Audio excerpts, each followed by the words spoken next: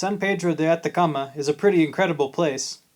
The town sits on the edge of a large salt flat, where a small river flows in from the hyper-arid mountains that surround it. This consistent source of water has made possible human occupation of this site for a very long time, evidence for which can be found just outside of the modern city of San Pedro, where there's an ancient pre-Inca town on the hillside, above where the river enters the valley. The economy of the modern city of San Pedro depends largely on tourism now, and many people choose here as their starting point for expeditions to the Salar de Uyuni in Bolivia. But despite the town's growing population and bustling economy, it still depends for its survival on that same small, muddy trickle of water coming out of the mountains. Almost immediately upon our arrival, we ran into none other than our friend Gunter from the telescopes. Gunter suggested that we go check out the Valley of the Moon, which is a very surreal desert valley located just outside the city of San Pedro, that can be accessed by a dirt road that was, at least when we drove on it, actively being covered by sand dunes. Gunther's suggestion turned out to be spot on, and after hiking around on some very precarious trails for a bit, we were rewarded with an incredible sunset and an absolutely stunning view of the nearly full moon rising over the majestic Licancabur volcano. The next day we met up with Gunther again. We took a drive down the east coast of the Salar de Atacama and up into the mountains. We visited a couple hidden high-altitude lakes with the hopes of seeing lots of cool birds, but we came away a bit disappointed. Fortunately, though, this high, cold, and barren environment was home to lots of vicuñas, which provided ample entertainment for us. And from the side of the road we caught our first glimpses in a long time of that feat of agricultural engineering for which the Andes are so famous: terraces. Thousands of acres of terraces. Now, I personally think that the Andean terraces constitute one of the most impressive archaeological features on the planet, but we'll talk more about that later when we get to Peru. So we're in the Salar de Atacama. It's extremely bright. At first, Extremely hot. it's not that hot. It's so hot. It's not that. Well, it's hot, but it's pleasantly hot. No. Anyway, which the Salar de Atacama from a distance looks like the Salar de Uyuni. They're both kind of similar. They're both giant dry salt lakes in the Atacama Desert, but the Salar de Atacama is absolutely not at all even a little bit flat. And in Uyuni you can just drive out into the salt flat wherever you want. This is something completely different. It looks like it would even be horrible to walk on. Yep. But the cool thing about this salar is that there's a lake right there with flamingos in it. We're gonna go see if we can see some flamingos. 3 different species even. Yep. 3. We only ended up seeing 2 different kinds of flamingos, but it was still quite nice. And also, we got to see what the flamingos eat. These are brine shrimp, more commonly known as sea monkeys. They live in extremely salty water and can even tolerate being mostly dehydrated. From the baking brilliance of the Salar, we moved on to visit a slightly more comfortable desert oasis, where a small perennial stream has cut a deep gorge into the volcanic bedrock, creating a perfect place for desert-weary travelers to stop for a snack. And as we headed back towards San Pedro de Atacama, we crossed the Tropic of Capricorn for the last time on this journey. The next day we parted ways with Gunter and headed off into the mountains north of San Pedro. As we headed up in elevation, the presence of water became more common, and we even saw a few stands of Echinopsis atacamensis cactus perched on the hilltops above the thin ribbons of green that ran through the landscape. As we continued north, we found another couple of high-altitude lakes that were home to an abundance of our feathered friends, which of course made Gabby very happy. One of the neatest things we saw, in amongst the flamingos and giant coots paddling around the lake, was a trio of grebes practicing their synchronized swimming technique. And these high-altitude lakes were also home to an abundance of grazers, guanacos, and Andean geese.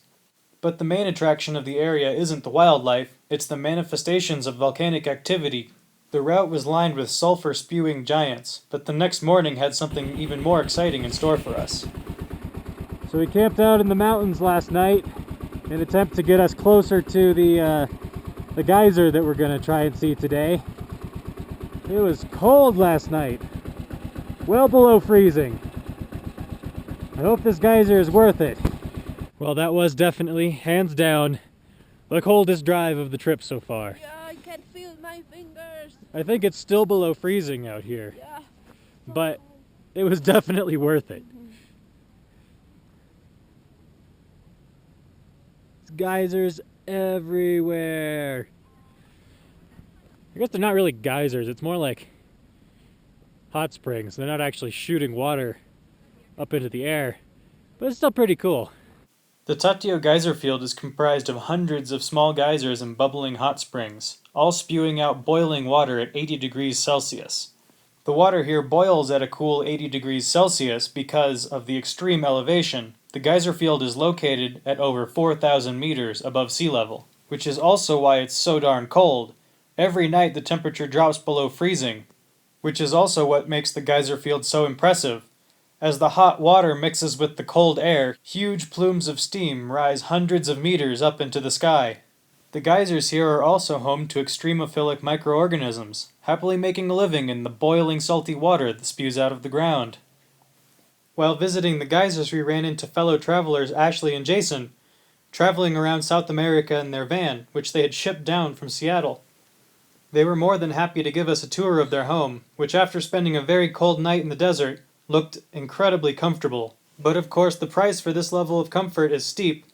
They told us that it cost more than the value of the van to ship the van down to South America.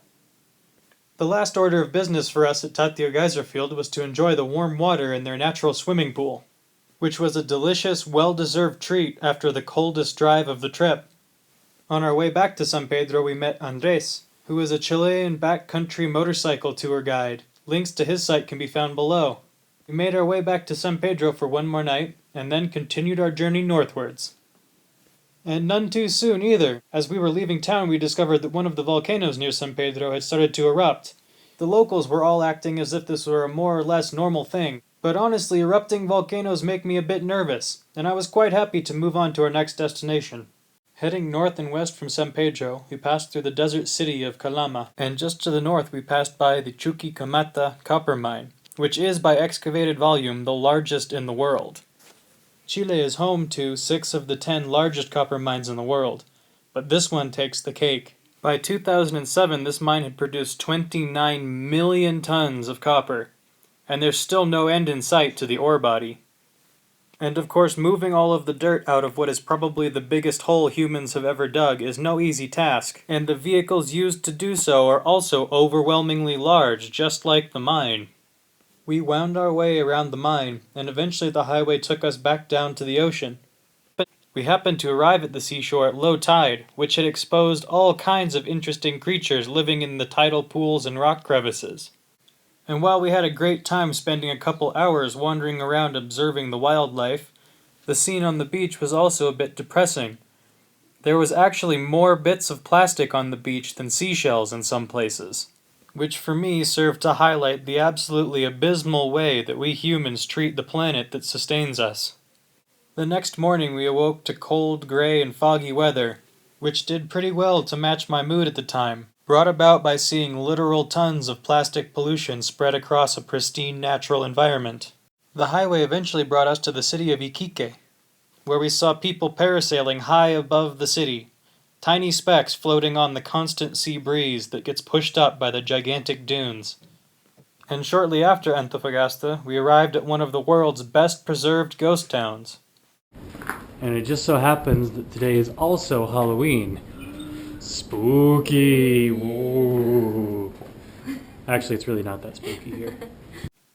This is the Humberstone saltpeter works, which for almost 90 years operated as a mine, extracting sodium nitrate from the hard caliche soils that form in this hyper-arid desert.